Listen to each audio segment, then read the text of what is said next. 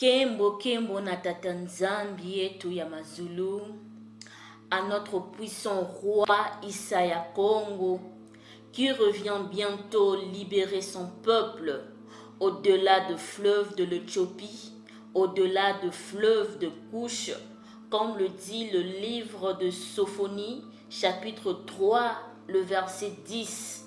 Au-delà de fleuves de Couche, mes adorateurs, mes dispersés, m'apporteront des offrandes. Salama, salama, chers frères et sœurs, nous vous saluons au nom de notre puissant roi Isaya Congo. C'est bien moi, votre sœur Grâce, fille de roi, la fille de Ntiani, la fille de Sion. Et aujourd'hui, nous venons vous transmettre un message que le Père nous a communiqué afin de nous préparer aux événements qui vont s'en suivre, aux jours à venir, et comme il est écrit dans le livre de Mosi ou encore Amos, le chapitre 3, le verset 7, la Bible déclare, le Coma déclare, car le Seigneur Yah ne fait rien sans avoir révélé son secret à ses serviteurs, les prophètes. Alors, bien-aimés dans le Seigneur, cette vision m'a été communiquée en la date du 8 juillet. Alors que je dormais pendant la nuit, j'ai reçu un message de Tata Nzambi à travers son fils Isaya Congo. Je me voyais au pays, donc en République démocratique du Congo. J'étais en train de se promener et accompagné d'une sœur que je connais aussi. Et chemin faisant, arrivé quelque part au bon milieu de la route, subitement, nous avons remarqué que le temps commençait à changer. C'est-à-dire, nous sommes passés de la journée à la nuit. Et les nuages ont directement assombri. Et c'était comme un tourbillon qui se faisait, comme un tourbillon de nuages qui était en train qui était en train de se dissiper de part et d'autre. Et nous sommes directement passés de la journée à la nuit. Et c'était, en fait, l'événement en question, ça s'est passé simultanément. Et les gens qui se promenaient sur la rue, voyant cela, ça causait une grande panique, d'où chacun cherchait un endroit pour se réfugier. Moi et la sœur qui m'accompagnait, donc je vous ai dit que j'étais accompagnée d'une sœur, et la sœur qui m'accompagnait, nous aussi voyons ce changement de temps, nous avions couru pour se cacher. Et malheureusement pour nous, l'endroit où nous sommes allés se réfugier vivaient des gens habillés en noir avec des cagoules, donc comme s'ils étaient des personnes des sciences occultes et ils étaient en train de faire des incantations, des trucs pareils. Et ils voulaient aussi nous faire du mal. Et lorsque nous avions aperçu cela, nous avons pris la fuite en escaladant une longue muraille. Et l'un de ces personnes, l'un d'eux, a failli même m'attraper. Et quand j'ai aperçu qu'il voulait m'attraper, j'ai crié. J'ai vraiment crié. Hey, ya Congo Sungangai. Directement, j'ai eu le courage d'escalader la grande muraille. Parce que lorsque nous étions en train de sortir, nous étions en train de fouiller dans la parcelle en question, nous avons aperçu qu'il n'y avait plus de porte. Il n'y avait plus de porte. La porte que nous étions entrés avait disparu. Alors on devait escalader une grande muraille. Et le Seigneur nous a fait grâce, nous sommes sortis. Et une fois arrivés à l'extérieur, donc dans la rue, la situation s'était encore empirée. Levant les yeux aux cieux, nous avons aperçu une image très effrayante. Alors cette image flottait sur les nuages, et c'était l'apparition d'un cheval noir Suivez-moi attentivement, mes frères et sœurs. C'était l'apparition d'un cheval noir. Et sur le cheval se tenait un homme qui tenait un objet sur sa main. On n'arrivait pas à identifier l'objet en question. Et les deux, donc c'est-à-dire le cheval et le cavalier, étaient animés d'une très grande colère. On arrivait même à voir les éclairs qui descendaient jusqu'à la terre. Les éclairs étaient en train de descendre jusqu'à la terre. C'était tellement effrayant qu'on arrive. Donc, le cheval galopant sur le nuage était terrifiant. On n'arrivait même pas à voir la façon dont il s'agitait et animé d'une colère inexplicable. Et c'était très effrayant, mes frères et sœurs. Et nous étions tous épouvantés. Et chacun cherchait un endroit pour se cacher. Lorsque nous avions aperçu cela, on commençait à courir vers la maison familiale. Mais malheureusement, le chemin était encore long à parcourir parce qu'on avait compris que ce cheval et l'homme qui le montait se préparaient à descendre pour faire du mal à la terre. Et chemin faisant, tout en fuyant, on devait passer sur la rue de l'église où on priait. Donc, lorsque j'étais encore dans des religions, je fréquentais une église de réveil. Et lorsque j'étais en train de fuir avec la sœur, on devait passer par l'avenue de l'église. Et dans cette église, il y avait un culte qui se déroulait.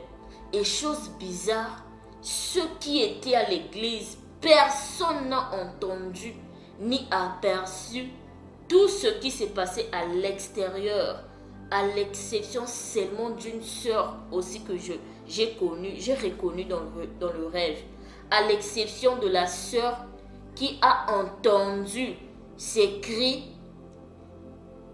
et elle est sortie à l'extérieur. Elle aussi, la sœur en question, a aperçu l'image du cheval noir et l'homme qui le montait. Donc, partout où l'on fouillait, cette image apparaissait. Et, gloire à Tata Nzambi, nous sommes arrivés à la maison familiale. Et lorsque nous sommes arrivés à la maison familiale, j'ai dit à la sœur qui m'accompagnait, en tout cas, nous devons nous préparer parce que il y a une très mauvaise chose qui va se passer. Alors nous devons nous préparer à fuir. J'étais en train de dire à la sœur en question de cette manière. Et la sœur que j'avais vue dans le rêve, elle aussi, elle habite un des pays édomites. Et voilà le message que Tata Nzambi nous a communiqué. Alors, avant de passer à l'interprétation de notre message, j'aimerais rapidement ouvrir une parenthèse par rapport à l'église et à l'église et puis cette sœur-là qui était sortie.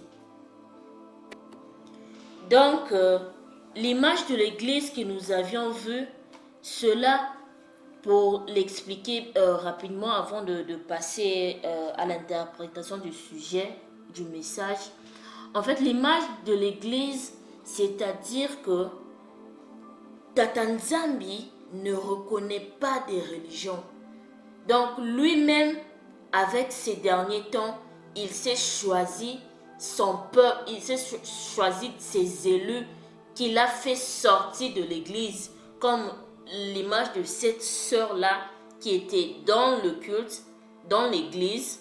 Et puis, qu'est-ce que le Seigneur a fait? Il a enlevé, il a séparé cette sœur du milieu,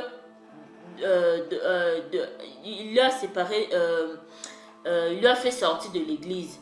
Et ce message rejoint le livre de l'Apocalypse, chapitre 14, là où il est écrit, ce sont ceux, 14,4, ce sont ceux qui ne se sont pas souillés avec des femmes. Or, la femme représente l'Église. Or, nous savons que dans chaque église se trouve une religion. Donc, si on pourrait remplacer, on peut dire, ce sont ceux-là qui ne se sont pas souillés avec des religions, car ils sont vierges. Vous voyez, ils sont vierges, donc ils sont sans religion, sans dogme. Ils suivent l'agneau partout où il va. Ils ont été rachetés d'entre les hommes comme des prémices pour Tata Nzambi et pour l'agneau qui est Isaya Congo. Donc voilà un peu l'explication de cette dernière partie. Mais nous allons passer à l'interprétation de notre message. Alors pour comprendre l'explication du message que Tata Nzambi nous a communiqué, nous allons lire une écriture. Nous sommes dans le livre de l'Apocalypse, chapitre 6. Nous allons lire rapidement du 1er au 8e verset. Le commun nous dit: alors je regardais,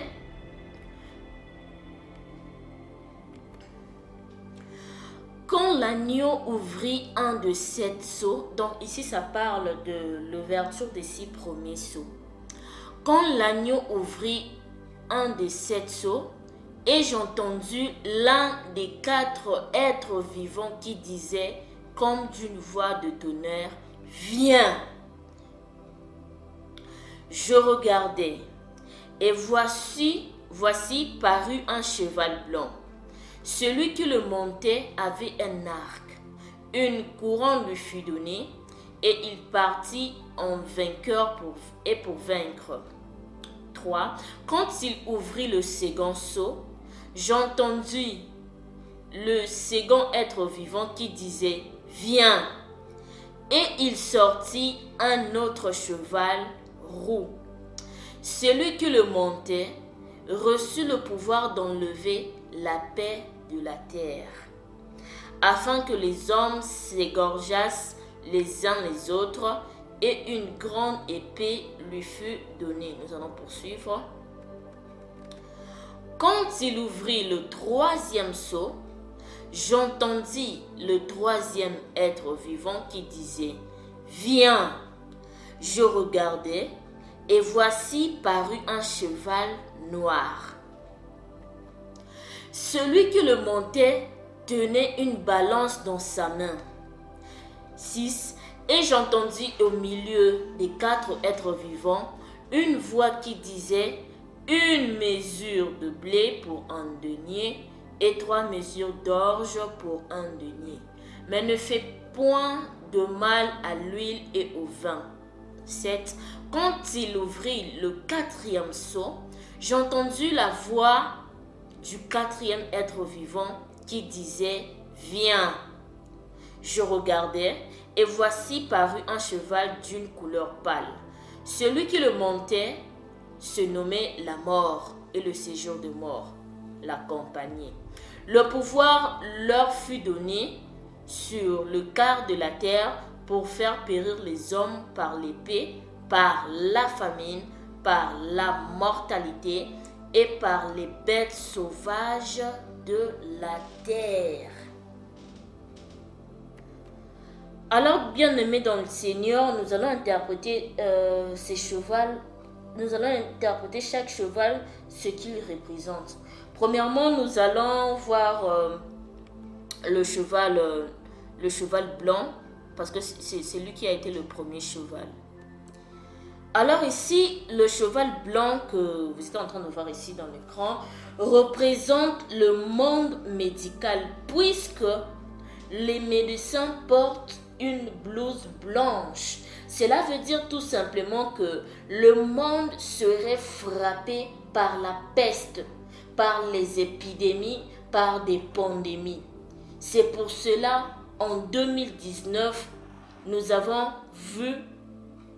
vécu l'arrivée du coronavirus qui a frappé le monde entier. Mais il y avait juste une partie du peuple qui a été frappée. Ce n'était pas tout le monde entier. Et nous avons remarqué que en Afrique, l'Afrique était épargnée de l'épidémie.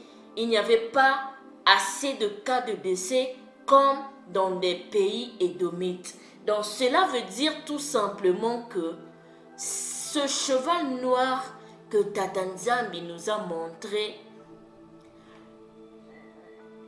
il est en train de venir pour accomplir une mission envers un peuple. Et nous allons découvrir cela. Donc ça, c'était le cheval blanc. Et le cheval roux, que vous voyez ici, le cheval roux est le symbole du son. Donc roux, c'est la couleur rouge.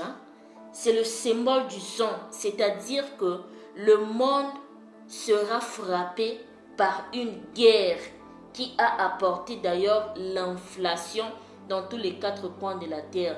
Et nous sommes en train de vivre déjà l'arrivée du cheval roux avec la guerre qui se passe en Russie. Et nous avons remarqué que cette guerre de la Russie a apporté une inflation dans tous les 4 coins de la terre. Et déjà avec l'arrivée du cheval roux, nous sommes en train de remarquer dans des médias internationaux ils sont déjà en train de parler sur la famine. Mais que représente le cheval noir? Et c'est ce qui fait l'objet de notre prédication. C'est ce qui fait l'objet de l'interprétation du message que le Père nous a communiqué. Le cheval noir est le symbole de la famine, de la disette. C'est-à-dire que le cheval roux, après l'arrivée du cheval roux, c'est maintenant le cheval noir qui est en train de venir. Et mes frères et sœurs, je vous dis que le monde serait frappé d'une famine inexplicable depuis que le monde a existé.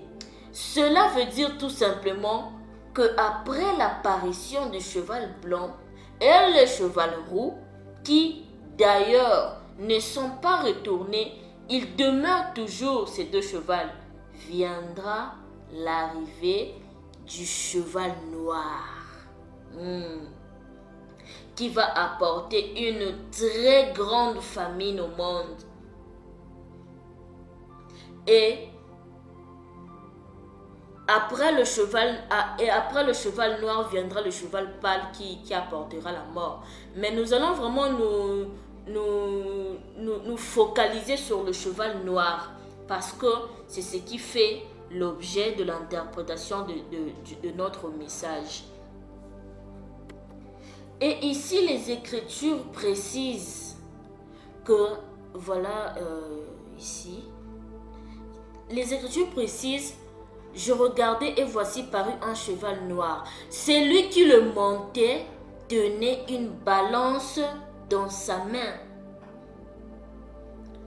Rappelez-vous, chers frères et sœurs, je vous ai dit que le cheval noir que j'avais vu dans la vision que Tata Nzambi m'avait communiquée avait un objet dans sa main. Et à travers les Écritures, nous avons compris que l'objet qui tenait ce cavalier était donc une balance. Et cela est très significatif, mes frères et sœurs. Cela est très significatif. Nous allons vraiment vous détailler ce que signifie la balance. Vous devez savoir que à l'époque où la Bible a été composée, donc à l'Antiquité, c'est ainsi que le pain et les autres denrées alimentaires nécessaires étaient pesés pour être vendus.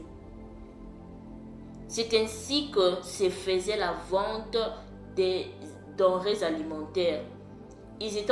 Avant que vous puissiez vendre votre article ou votre produit, vous devez d'abord le peser et puis passera ensuite la vente. Ce qui est conduit à la croyance du cheval noir qui représente une grande famine. Et mes frères et sœurs, je vous dis ce que l'apôtre Yokana ou l'apôtre Jean a vu n'était pas de la blague.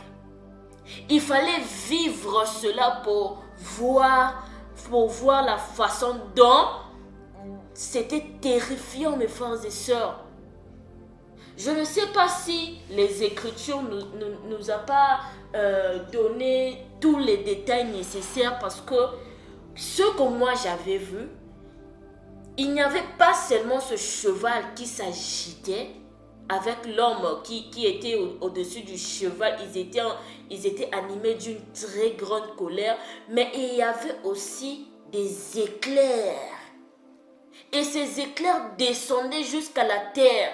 C'était tellement épouvantable, mes frères et sœurs. Ce n'est pas de la blague, c'est-à-dire que c'est tout un message. Ce qui arrive n'est pas de la blague. N'est pas de la blague, mes frères et sœurs. Et nous allons retourner ici pour expliquer ce passage. Et j'ai entendu au milieu des 4 êtres vivants une voix qui disait: une mesure de blé pour un denier et 3 mesures d'orge pour un denier. Mais ne fais pas de mal à l'huile et au vin. Nous allons décortiquer cela rapidement. Vous devez savoir que, mes frères et sœurs, à l'époque biblique, un denier était une équivalence pour une journée de salaire. C'est-à-dire que si vous travaillez dans une journée, on vous paye un denier.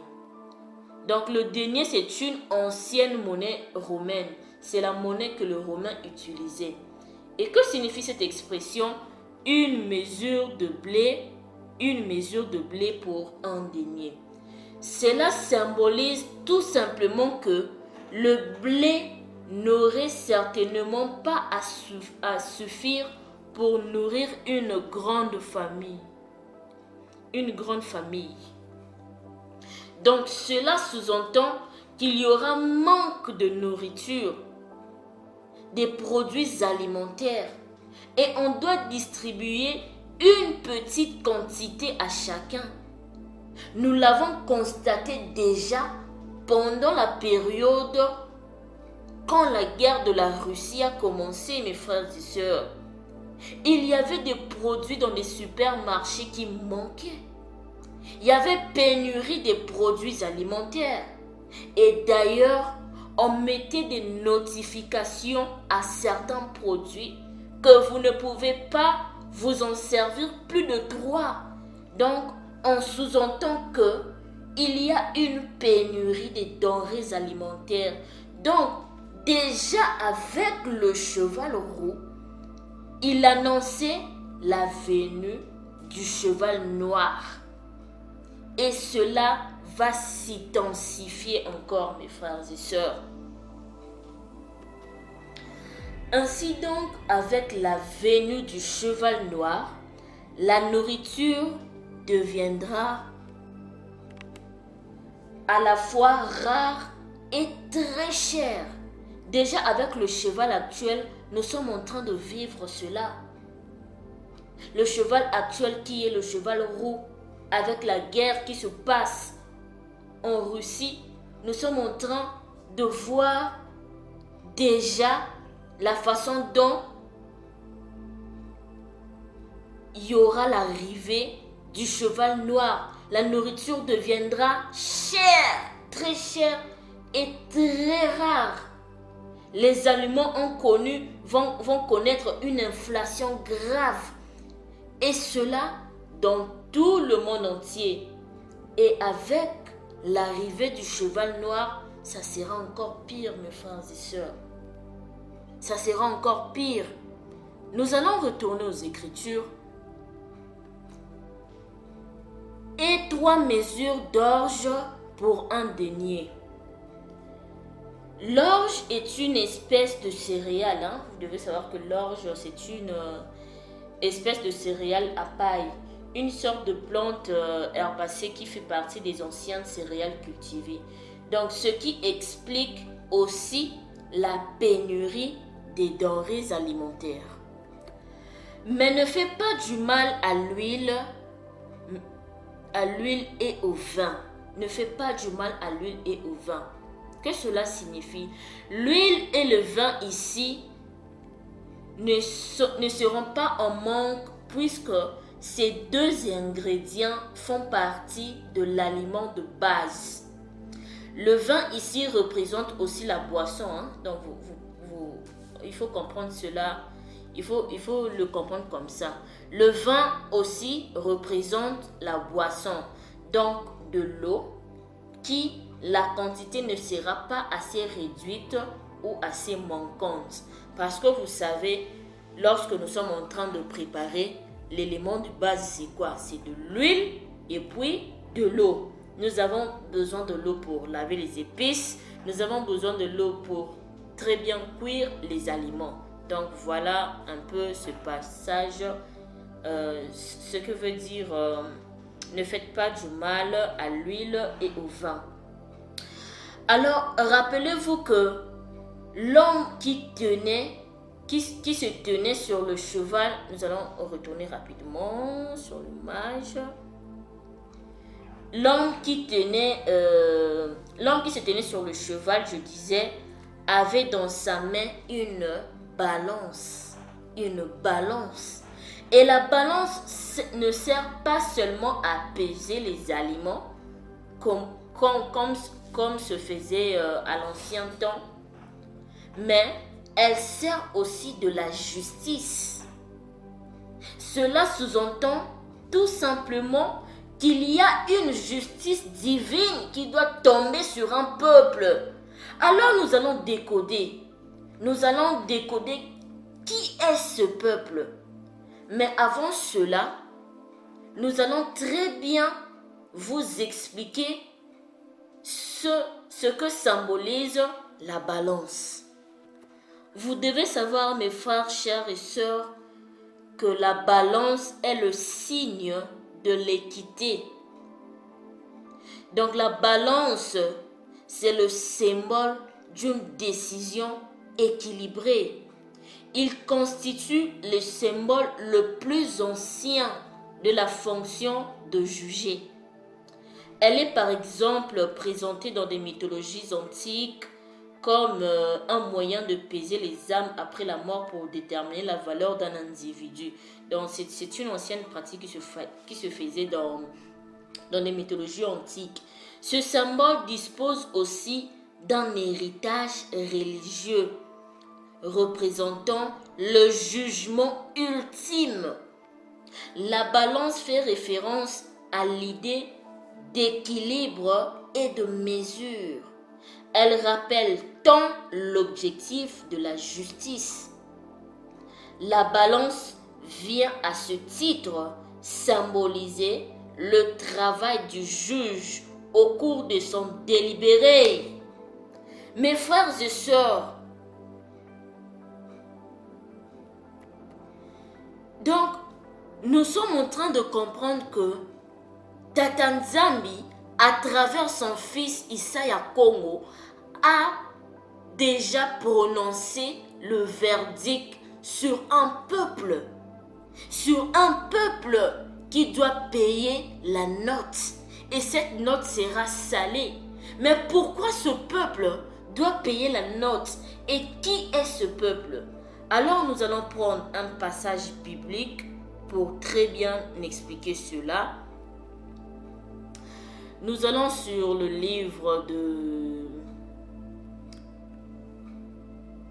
Voilà, nous sommes sur Esdras, le chapitre 15. Nous allons lire rapidement, nous allons descendre. Ici, ça parle du peuple de Dieu, du peuple de Tatanzambi éprouvé.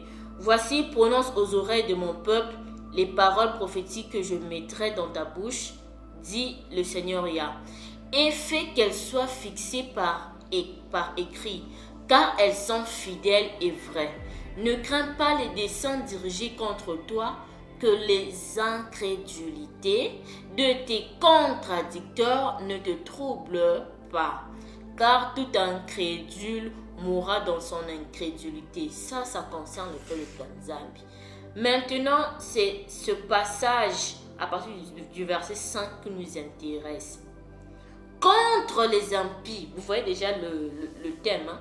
Contre les impies, voici, dit le Seigneur Yah, j'introduis dans l'univers des maux, qui est le cheval blanc avec la venue de la peste, l'épée, qui est le cheval roux, donc la guerre, la faim, le cheval noir que le Seigneur nous a fait voir, et puis la mort qui est le cheval pâle, et l'anéantissement, c'est toujours dans le cheval pâle. Parce que l'iniquité s'est imposée sur toute la terre et que leurs œuvres sont achevées. C'est pourquoi, dit Yah, désormais je ne ferai plus silence sur les impiétés qu'ils commettent irréligieusement. Je ne supporterai plus leurs pratiques iniques.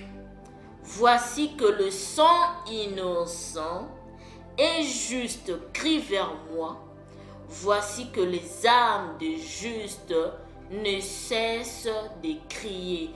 Donc ici, nous avons compris que le Seigneur s'adresse sur les hommes impies, qui n'est même pas son peuple. C'est-à-dire que tous ces mots tomberont sur un peuple et ça serait une manière de faire la justice de Tatanzambi. Mes frères et sœurs, nous allons encore prendre un passage pour compléter cela. Nous allons sur Job chapitre 9, le verset... nous allons descendre rapidement. Job chapitre 9, le verset 24. La terre est livrée aux mains de l'impie. Il voile la face des juges de son peuple. Si ce n'est pas lui, qui est-ce donc? Donc, nous comprenons déjà à travers ce passage biblique que c'est les Édomites qui sont les hommes impies. C'est eux qui gouvernent ce monde. C'est eux qui sont en train de gouverner ce monde. Ce monde leur appartient. Alors, ce sont eux que Tatanzambi va déverser la coupe de sa colère, mes frères et sœurs. Et nous avons compris que l'homme impie ou les hommes impies, c'est le méchant. Selon le livre de Malachie, chapitre 1, le verset 4. Mes frères et sœurs, l'homme impie, c'est qui? Si Édom dit, nous sommes détruits, nous relèverons les ruines, ainsi parle l'Éternel des armées. Qu'ils bâtissent, je renverserai. Et on les appelle pays de la méchanceté. Vous voyez? Pays de la méchanceté. Peuple contre lequel l'Éternel est irrité pour toujours. Donc c'est sur ce peuple-là que va tomber tous ces mots, que ce soit le cheval roux, le cheval blanc, le cheval noir et le cheval pâle. Donc, tu comprends que les bango ne va subir cette peine. C'est Édom qui va subir cette peine et les nations non bantoues, toutes ces nations qui sont les ennemis de Tatanzambi, qui ont fait du mal à son peuple. Et cela est confirmé dans le livre du psaume chapitre 83, le verset 1 à 9. Nous voyons ici la liste des ennemis de Tata Nzambi. Oh Tata Nzambi, ne reste pas dans le silence, ne te tais pas et ne te repose pas, oh Tata Nzambi, car voici tes ennemis s'agitent. Ceux qui te haïssent lèvent la tête. Ils forment contre ton peuple des projets pleins de ruses et ils délibèrent contre ceux que tu protèges. Venez, disent-ils, exterminons-les du milieu des nations et qu'on ne se souvienne plus du nom d'Issolélé. Ils se concertent tous d'un même cœur. Ils font une alliance contre toi. Les tentes d'Édom, toujours Édom à la tête. Les tentes d'Édom et les Ismaélites, Moab et les Agaréniens, Gébal, Ammon, Amalek, les Philistins avec les habitants de Tyr. Donc, il y a aussi la Syrie aussi se joint à eux. Elle prête son bras aux enfants de Lot. Voici les ennemis de Tata Nzambi. Et il y a toujours Édom à la tête. Toujours Édom à la tête. Mais à la question de savoir que, mais pourquoi Yakongo veut se venger de ces personnes? Qu'est-ce qu'ils ont fait pour qu'ils puissent subir tous ces maux qui vont tomber sur eux? Nous allons prendre le livre de Amos, le chapitre 1, le premier chapitre à partir du verset 6 jusqu'à 13. C'est vraiment un peu long, vous pouvez le lire à la maison. Donc ici ça parle de ce qu'a fait Édom au peuple de Tanzanie. Donc je veux conclure rapidement. Donc Yakongo envoie tous ces mots à Édom parce que ils ont vendu son peuple. Premièrement, deuxièmement, c'est parce qu'ils se sont partagés son pays. Aujourd'hui, dans cette partie d'Issolélé, il n'y a plus le peuple de Tata Nzambi. Ils se sont partagés son pays. Et troisièmement, c'est parce que ils ont tué le peuple de Tata Nzambi. Vous voyez, c'est pour cela Tata Nzambi a lobby que il ne va pas se taire, il ne va pas leur laisser ainsi. Il doit se venger de son peuple. C'est un peuple qui est soumis à l'extermination. Et avant qu'ils puissent être exterminés, ils doivent boire de la coupe de la colère de Tata Nzambi. Mes frères et sœurs, c'est pour cela, mes frères et sœurs, nous devons nous préparer. Nous devons nous préparer à fuir les tentes d'Édom. Et sur ce, nous allons prendre le livre de l'Apocalypse. Nous allons lire rapidement pour conclure. La Bible de l'Apocalypse, le chapitre 18, à partir du verset 2 jusqu'au verset 8. Il cria d'une voix forte. Disant, elle est tombée, Babylone la grande. Elle est devenue une habitation de démons, un repère de tout esprit impur, un repère de tout oiseau impur et odieux. Parce que toutes les nations ont bu du vin de la fureur de son impudicité et que les rois de la terre se sont livrés avec elle à l'impudicité et que les marchands de la terre se sont enrichis par la puissance de son luxe.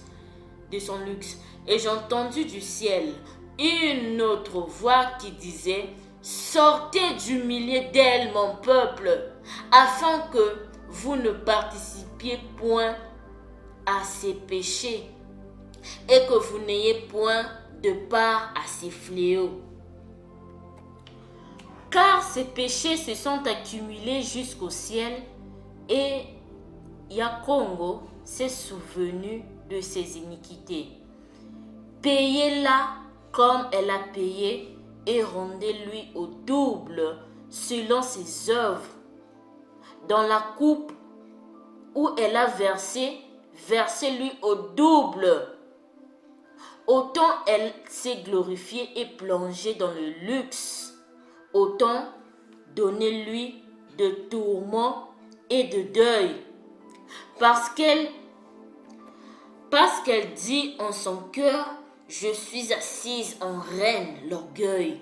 Je ne suis point veuve et je ne verrai point de deuil. Ok, à cause de cela, en un même jour, ces fléaux arriveront, la mort, le deuil, la famine que nous avons prêchée, et elle sera consumée par le feu.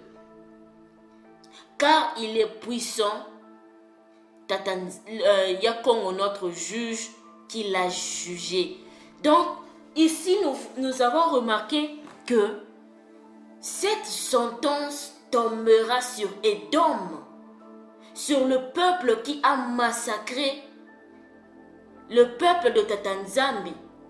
Ils nous ont massacrés, ils nous ont tués, ils ont violé la fille de Ntiani. Et l'autre fois, j'étais en train de faire des recherches sur seulement des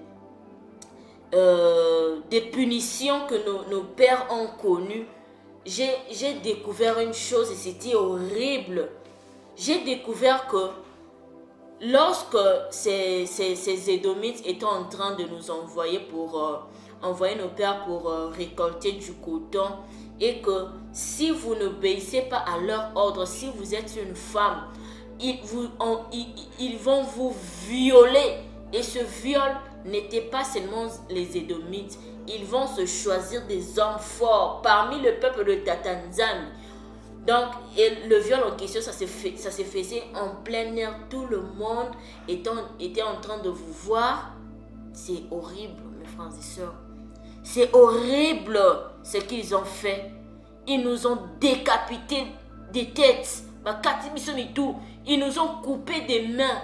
Et Tata Nzambi, Atali Biloko Nyonso, a lobby que il faut qu'ils puissent payer la note. Il faut que ces malheurs puissent leur tomber sur la tête parce qu'ils ont massacré le peuple de Tata Nzambi. Qui tue par l'épée mourra par l'épée, œil pour œil, dent pour dent. Donc voilà, mes frères et sœurs, ce qui a été la prédication de notre prédication d'aujourd'hui. Nous avons parlé sur le cheval noir qui est le symbole de la famine. Il y a une grande famine qui arrive et nous ne savons pas cette famine va nous écouter dans le pays et de ou bien nous allons déjà nous enfouir. Alors nous devons aussi, nous qui sommes dans la diaspora, nous devons nous préparer en conséquence parce que les repas seraient fractionnés. Tu vas lire les 3 fois, 4 fois, pendant la journée. Non, parce qu'il n'y aura plus assez de nourriture. La nourriture sera rare et très chère. Donc, on devrait fractionner. Il faut que nous devions fractionner des repas. Alors, tout cela, mes frères et sœurs, nous devons nous préparer en conséquence, nous qui sommes dans des pays édomites. Si cela s'avérait que le second exode se faisait, gloire à Tata Nzambi. Mais sinon, il faut qu'on se prépare. Il faut qu'on se prépare en conséquence. Voilà donc, mes frères et sœurs, ce qu'a été l'objet de notre prédication aujourd'hui. Alors que Tata Nzambi vous bénisse, continuons toujours à obéir à sa loi, car yangonde mutu ko kango la biso, yangonde mutu eko memela biso so kembo, et que la fille de Ntiani azwa biso première place na ye. Nous devons toujours continuer à aimer la loi de Tata Nzambi à observer sa loi jour et nuit. Je bénis tous nos frères qui sont en train de faire ce travail dur. En tout cas, mes frères et sœurs, s'il y a qu'on vous réveille pour nourrir son peuple, ce n'est pas de la blague. Que le Seigneur vous fasse énormément du bien. Qu'il vous fasse énormément du bien, vous tous qui sont en train de nourrir son peuple sur le plan spirituel. Matondo mingi, nandeng wolandi biso lisusu, que Tata Nzambi vous bénisse. Tonda.